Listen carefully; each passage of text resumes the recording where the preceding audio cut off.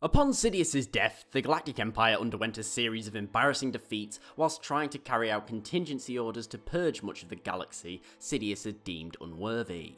And although this did lead to the founding of the First Order, it was only after the founding of the New Republic. But was it possible for the Empire to remain in control following Sidious's death?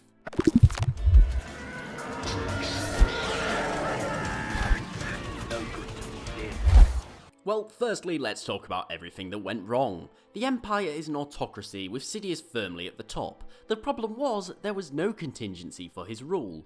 No one with a strong position to take power undisputed. For this reason, the Imperial survivors were stuck following the orders of a dead man. And his orders were totally messed up. He wanted to use Operation Cinder to destroy countless worlds, including many that were fiercely loyal to the Imperials, such as Vardos, worlds that were literally designed to produce loyal Imperial soldiers and leaders for the future of the Empire.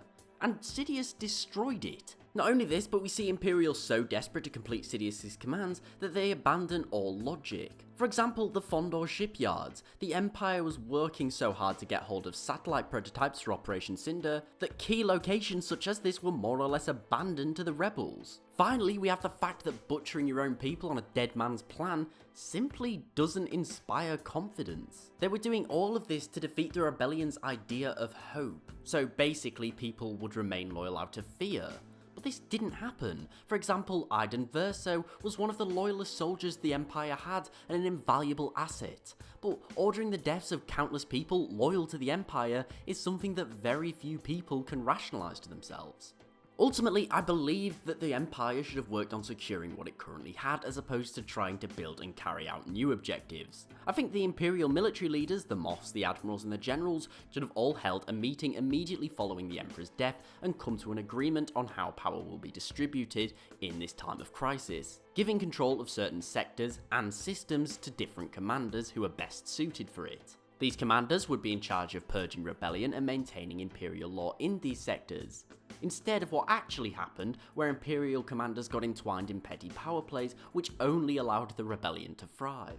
The Empire's strategy should have purely been based around preservation, securing facilities such as shipyards, fuel refineries, and essential trade routes, and of course new troops should have been drafted from all corners of the galaxy and sent to the Imperial training grounds as soon as possible to begin building reinforcements for many of the troops that were lost on the Death Star. Meanwhile, there's Coruscant. The Imperial Throne world, which saw some of the most vicious fighting in the war, in my opinion should have been heavily reinforced as it was in our timeline.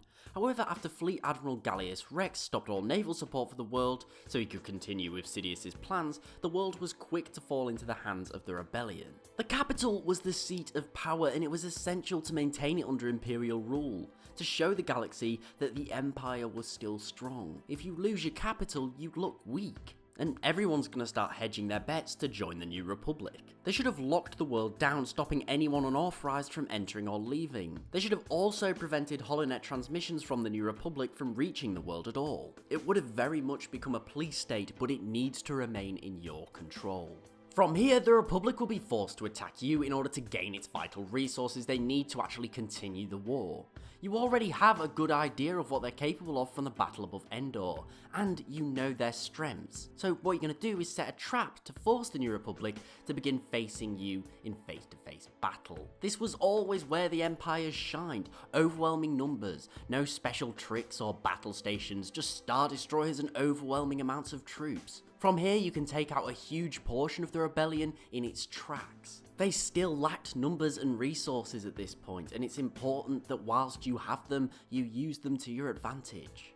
Altogether, the Empire's plan should have been the continuity of rule, as if Sidious had never died, keeping key facilities firmly under their control, and locking down the entire galaxy with blockades. Essentially, this would fracture the rebellion and stop them from launching any major offences. It was by following Sidious's contingency plan that the Empire had its greatest defeats. For example, on Jakku, this world had very limited resources. There shouldn't have been any Imperials there to start with. However, because they were trying to carry out Sidious's orders, it ended up destroying dozens of Star Destroyers and countless troops and vehicles. And all of these assets could have easily been used to lock down important worlds and hold resources in the Imperial's name.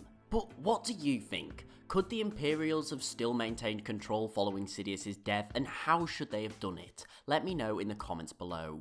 Also, don't forget to check out the new You Versus series, where we put you up against some of the most deadly forces in the Star Wars galaxy. Thanks for watching, please remember to like, share and sub, as it's really appreciated and it helps the channel grow. Also, don't forget to follow me on Twitter at TheLoreGuy and tick the bell for regular updates.